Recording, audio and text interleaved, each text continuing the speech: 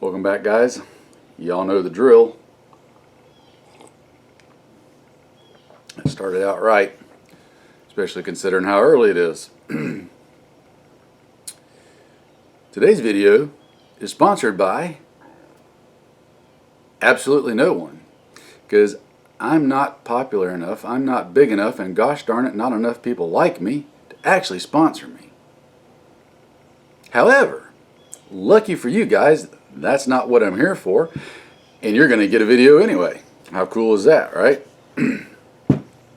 National and international events, take 2. Yes, I've already recorded this video once. Yes, I'm doing it again. Yes, I've got the audio issues worked out this time from a certain air conditioning system that won't be a bother now. Yeah, I'll go watch my other video explaining all that. So, lots of stuff going on, lots of stuff moving real fast. I take it that all of you, most of you hopefully, have been doing your due diligence and paying attention to things and keeping an eye on what's happening. Like I said, unfortunately, there's a lot going on. So, nationally, where to even begin? So, let's start with this. The current occupier of the White House, I'm just going to go ahead and say it, is not the president.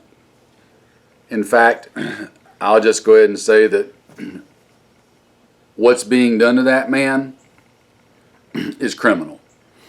I am no fan of his. I'm no fan of his policies, past or present. I don't like the guy, but it is blatantly clear that what's being done to him is and should be a criminal offense. There are people that are using an elderly man that has clear signs of dementia, Alzheimer's, something, and they are using him like a cheap fiddle and parading him around in front of people. That's just despicable no matter how you look at it. Rest assured, he's not the one making the decisions. Somebody else probably is. You'll also notice that for the first time in history, you have a 2-name administration. Prior presidential administrations have always been the blank administration, using the last name of the president. This one now is using the last name of both the president and the vice president. That's a first. I do believe there's a clue in there somewhere. You better pay attention to that close. Secondly, oh, excuse me. That's what I get for eating so early in the morning. Secondly, I still hold to my previous statements that we are in far worse economic situations than what is being publicly led on to and talked about. I think we're being straight up lied to about the economic situation. I think things from last year are going to possibly rapidly catch up with us. And it has the potential, emphasis on potential, to be devastating. That we just need to watch and kind of see how it plays out. I could get into 30 minutes of all the details and whatnot, but suffice it to say, just pay attention to the economic stuff. Don't believe everything that's being put out and you're being told. This current administration, once again, as seems to be the norm for SOCOMs, they are dancing on the graves of dead people in an effort to push an extraordinarily outright false and complete lie of a narrative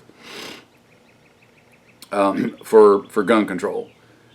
Once again, it's disgusting and despicable. It's misleading. It's inaccurate. It's a lie. But they're pushing it nonetheless. If you don't already know, the White House has just said, I believe as of yesterday, that they're going to be taking executive action on gun control. That should bother you, and I don't care who the president is. That should bother you and bother you greatly. Somebody's pushing for a fight. Somebody wants a fight, and my concern is they're going to get the fight that they're pushing for. And we're all going to end up paying the price and having to suffer through it. So keep that in the forefront of your minds and be paying attention. And I'm not going to give you any advice, but I will say, if you haven't already, it's probably time that you started really and truly, and I don't mean just giving lip service, but really and truly deciding what your line in the sand is. What is your absolutely no further than this line or else? The founders knew what their line was and did what they had to do. What else nationally? The country is divided. Okay, we are absolutely, and the division is so great now that I'm seeing less and less and less every day of common ground to even come together on. It's so polarized and so diametrically opposed that there's literally no way we can meet in the middle and agree on things. It's becoming more and more polarized by the day because one side is bound and determined to just go as far out into Psychoville as they possibly can. You can't reason with people like that. You can't, quite honestly, coexist. You can't come together because there's no common ground to come together on. That should be a big concern for everybody. We're still being pounded down crap about this coronavirus, and I've got my own thoughts on that, but I don't want to set off any flags or sensors, so we'll just leave it at that. Don't buy the hype, is all I'm going to say. Think for yourself, make your own decisions. Yes. Internationally, I don't know if you guys have been paying attention, but Russia has been moving large amounts of troops, supplies, artillery, etc., all to their western border with Europe. A lot of European countries have been moving a lot of troops and artillery and supplies and stuff to their eastern border with Russia. Russian Black Sea Fleet, like, geez, what I've read, pretty much the entire darn fleet is out to sea, which has been not happened for a really, really, really long time. It's kind of unprecedented. There are rumors floating around that we've actually lost track of some of their submarines. Now, how much of that's true and how much of it's just disinformation or wishful thinking, I don't know. But that's out there and going around. China is doing a lot of military incursions in and around Taiwan, and it's really kind of spooking Taiwan. China is steadily beefing up their assets, making more saber-rattling towards us. And here's something we need to think about, guys. We are losing our position as the stabilizing force in the world. So, like it or not, ever since World War II, America has been the stabilizing force in the world. Like, we're the thing that keeps everything calm. We're losing that at a rapid rate. I'm just going to throw out a hypothetical for you, and I want to emphasize this is hypothetical. It's just food for thought, something for you to war game in your head, ponder over, and, watch events and see if they start adding up in this direction. Very well may be, and I'll be happy to be completely wrong, because again, it's just a hypothetical. I'm not saying this is what's going to happen. Caveat said, right? But what if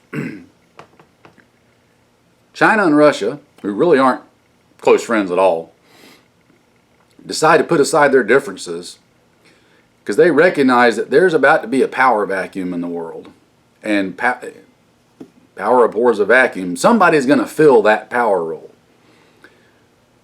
Russia wants to be it, and so does China.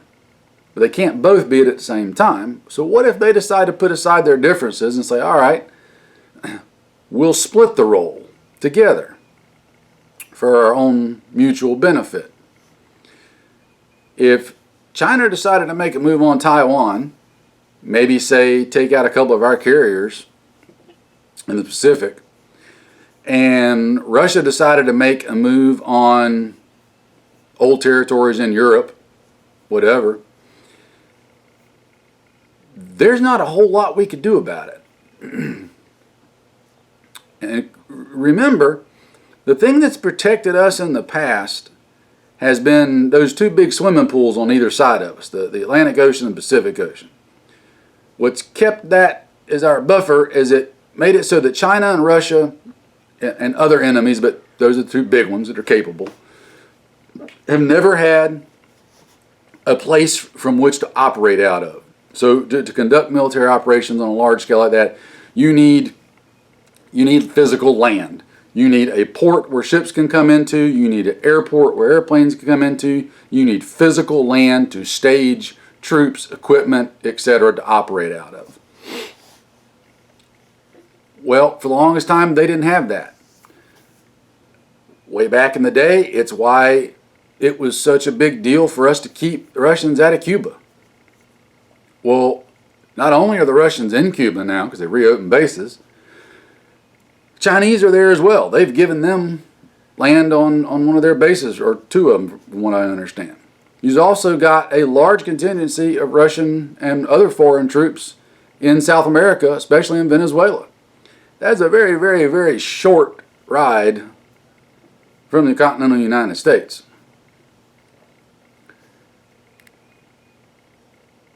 China's been doing stuff on some of the islands up off the west coast of Canada, right at the U.S.-Canadian border.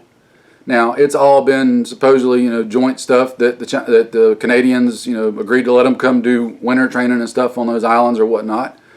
Read that what you will, but the point is, those big oceans aren't necessarily our fences anymore. And what better time to strike an enemy than during an unexpected power change? So like when you have a presidential election every year, it's a given that, potentially be a change of power, especially at the end of a president's, 2 terms that he's served. There's going to be a new president. The government's got overlapping measures for continuity. Everything's good to go. But in the event of a sudden change, oh my gosh, something happened to the president, vice president's got to step up, whatever, there can be little tiny lapses of coverage in that continuity. That's the perfect time for someone to take advantage of it if they wanted to. I'm just saying. So keep an eye on all that. We're entering some precarious times, more so than what we have in the past. And it's why I said 4+ years ago, right after President Trump was elected, that it wasn't time to slack off on getting ready. It was time to ramp it up. Because I had a bad feeling this is what's going to happen. There were powers in the world that Trump threw a big monkey wrench into their plans, and it really upset them. And they pulled out all the stops to get rid of him and now make sure that that never happens again. And now they're doing their full court press because they're feeling their oats and they're feeling saucy. So don't let anything surprise you at this point. Oh yeah, and by the way, you're being invaded on the southern border, in case you didn't know. I think that's about it, guys. Like I said, there's a ton of stuff to pay attention to, a ton of stuff to watch what's going on. It can get overwhelming. you just got to kind of take it as it comes. Pay attention to it all, but don't get wrapped up mentally and emotionally in it. Keep doing what you're doing and getting ready. There's nothing else we can do at this point but continue to get ready and try to weather what's coming. So pay attention to it, drink some coffee, and take it all in, file it away and process it, and just keep driving forward. That's the key. Just keep driving forward, keep getting ready, and keep prepared. So on that note, I'll wrap it up. You guys stay safe, keep getting ready, and I'll see you in the next one. Tick tock, tick tock.